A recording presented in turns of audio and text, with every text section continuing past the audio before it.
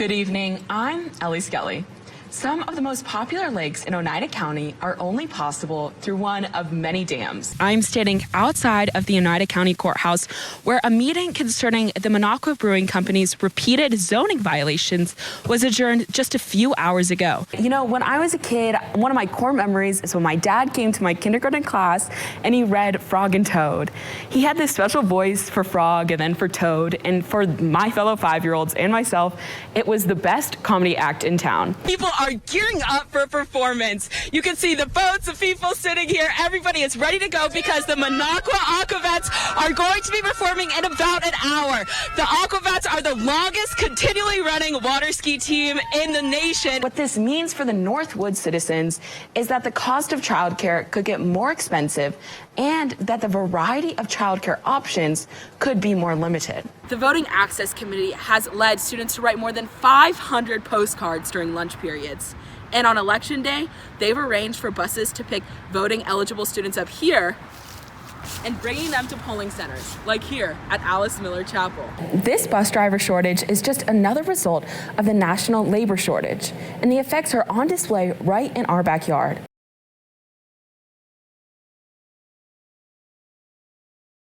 As you get older, you get worse and worse and worse. 62-year-old Maurice Butler has spent about 20 years living on the street. You know, my body is tired, my mind is tired. When he was recently diagnosed with terminal kidney and prostate cancer, he says he knew he needed to find a more permanent and private place to stay. It make a great difference in my life. You know, sleeping on a bus stop, you got to sleep with one eye open, or a park bench with one eye open, one closed. Here you can close your eyes and you can let your body rest, you can take a shower, you can feel good about yourself.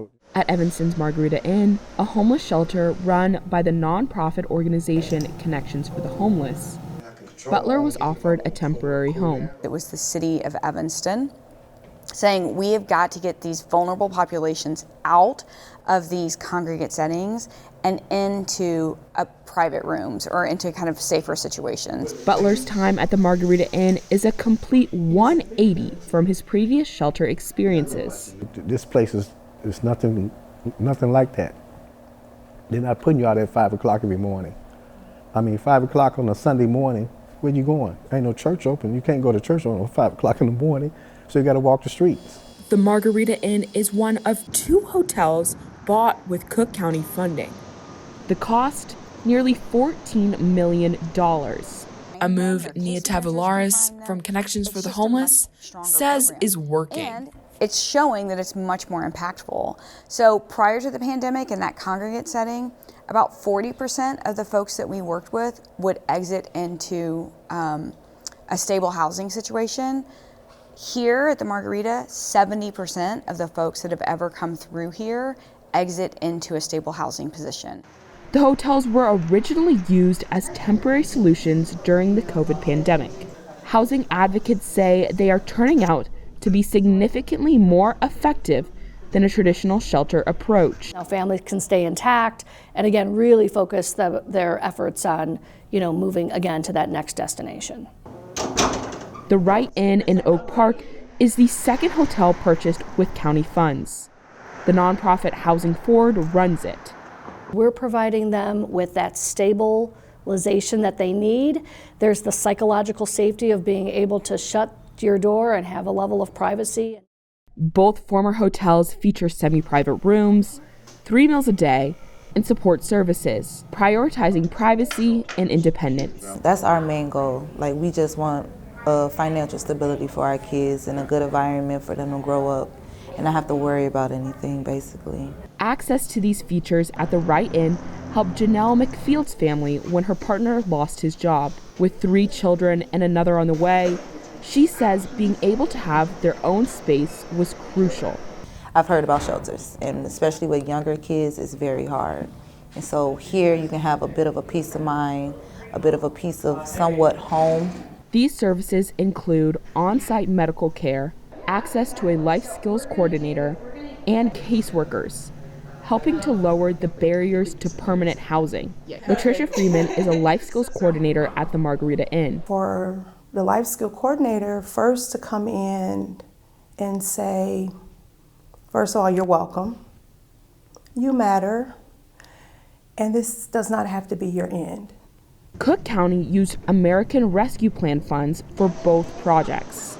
Sleeping in church basements is better than being on the street. However, this is not, nobody would choose that if they had other choices. And so we're trying to be sure that people have more traditional housing, despite the fact that they're struggling financially. The service coordinators from both organizations say they expect this holistic approach to lead to more long-term success. You can sleep peacefully, you can have a peace of mind. For Chicago Tonight and the Medill School of Journalism, I'm Ellie Skelly.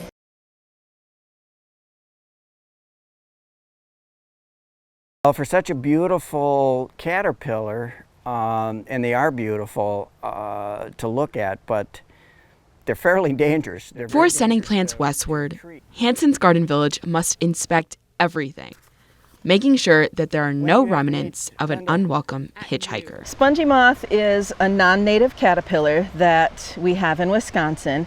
Spongy moths are an invasive species that copiously consume the leaves of oak, aspen, and birch trees, ultimately leaving them almost completely defoliated. It looks like the middle of winter, except it's the middle of summer. And while researchers introduced a foreign fungus that targets these pests, recent dry conditions are not favorable for fungus growth, leaving spongy moths to populate at an unregulated rate. That means that the diseases that would go after spongy moth don't get traction.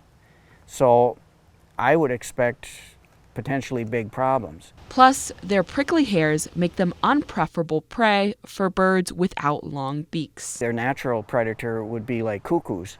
Well, I haven't seen many cuckoos. I haven't seen any cuckoos in Wisconsin. While there's nothing yet that can completely eradicate the moths, there are ways the average person can help. Specifically, by scraping off egg masses into a bucket of soapy water and leaving them for 2 days. The world is now, so we have to be pragmatic and operate as best we can and try to be as ecologically sensitive as we can, knowing that to some extent the cow's out of the barn, the cat's out of the bag. To put a lot of things on the back burner and given up a lot of things to work in childcare, so. Elizabeth Krause is now an assistant director of a child care providing service, a path that she started at 16. What keeps her going is a dedication to her students. You're in the grocery store. I know my husband used to get really irritated, like, you know, another kid? You know, like, how do you know all these kids? And, you know, hey, Miss Elizabeth, you know, I love that feeling. But her job is not easy or accessible. Childcare in itself is a very low-paying field. It's a hard job. People may not think it is, but it is. For providers like ABC Childcare, the need for an increase in funding is necessary to maintain qualified staff members and maximize an ability to provide affordable care. The Wisconsin childcare industry has been in crisis for about 20 years, and that's why several years ago, even before the pandemic, there was a work group convened to put together an idea for how we can help stabilize the childcare industry. The result of these efforts was the Child Care Counts program, a government subsidy that helped maintain livable wages. That program is now being defunded. It has affected us. We did get our first payment now since it has dropped down. Basically, payments are about cut in half. For child care providers like ABC, the support was able to provide one more reason to give these kids their everything. We need support, you know, and again, if it's, what would an extra dollar do for a staff? An extra dollar might just make their day even a little bit, they might push a little more, they might just give a little more.